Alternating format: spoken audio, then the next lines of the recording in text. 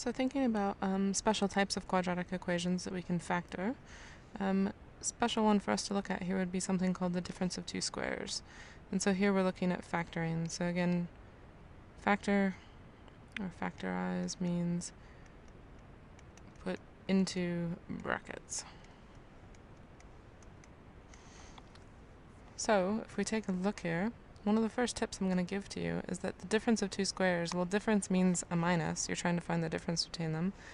And it's going to be two squared things. So you want to identify what's been squared. And that can help you sort out the problems that get a bit trickier. So x squared, obviously x has been squared to get x squared. And 25, well, that's 5 squared to get to 25. So in this case, I've had an x squared and a 5 squared.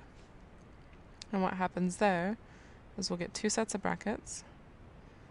What's at the front of the equation will go, or the expression will go into the front of the brackets, and what's at the back will go into the back of the brackets. That's being squared here. So x is being squared, it will go in the front of both the brackets, and 5 is being squared, so 5 will go in back of both of the brackets. And then we need one positive and one negative.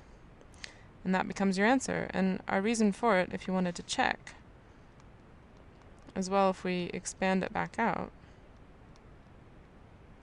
what do we get? We get x times x is x squared. X times a negative 5 is negative 5x. 5 times x, or positive 5 times x, is a plus 5x. And plus 5 times negative 5 gives you a negative 25. Minus 5 plus 5. Those cancel each other out, so you're left with x squared minus 25. So it works. So our answer then, going back to what we did, is just that bracket x plus 5 bracket, x minus 5 bracket. So again, you just need to identify what are the things being squared. So if we take a look at another example, here I notice that I've got two things again that are being squared. And let's identify what actually has been squared. So how can I get 16 if I'm squaring things? Well, that could be a 4 squared. And at the back, again, to get x squared, you would just square an x. So a common mistake here is that people want to put x plus 4 minus 4. Oops. Because they're used to having the x in front, but that's going to be wrong. Order matters here. So again, whatever's at the front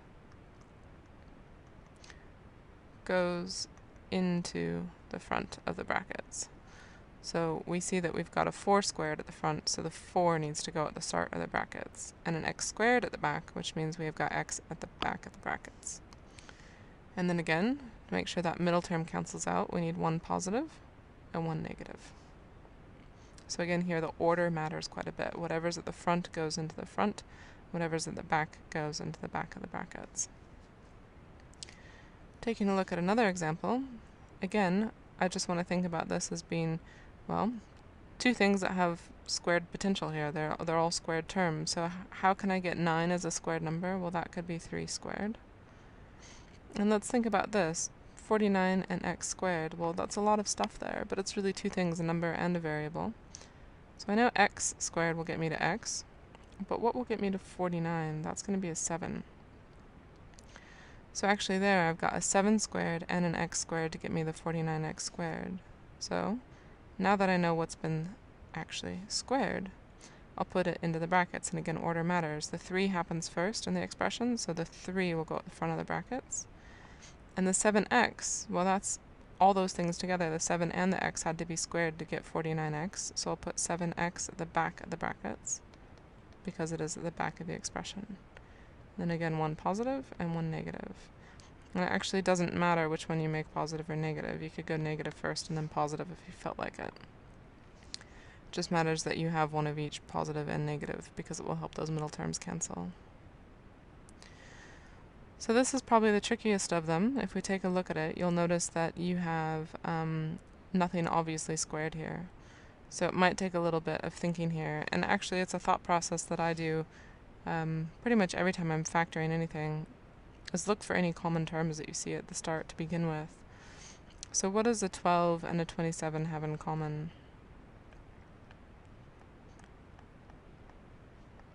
They both have 3 in common. So we're going to factor out that 3 first. So I'm going to factor out the 3. And what does that leave me with? Well, 3 times what gets me 12? 3 times 4 will get me 12, a squared. And 3 times what gets me to 27 would be minus 9. And now I'm in a better situation because I can recognize here, well, how do I get 4 as a squared number? That would be a 2. And a squared would just be an a. And how do I get a 9? That's just a 3 squared. So my 3 from the front of the brackets will just stay outside. And now I can have my double brackets. And again, the term at the front, the 2a, will go to the front of the brackets. And the term at the back, the 3, will go to the back of the brackets. And you can have one negative and one positive. So watch out for if they do both have common terms. Make sure you pull that out first, and then think about continuing to factor the difference of the difference of squares there.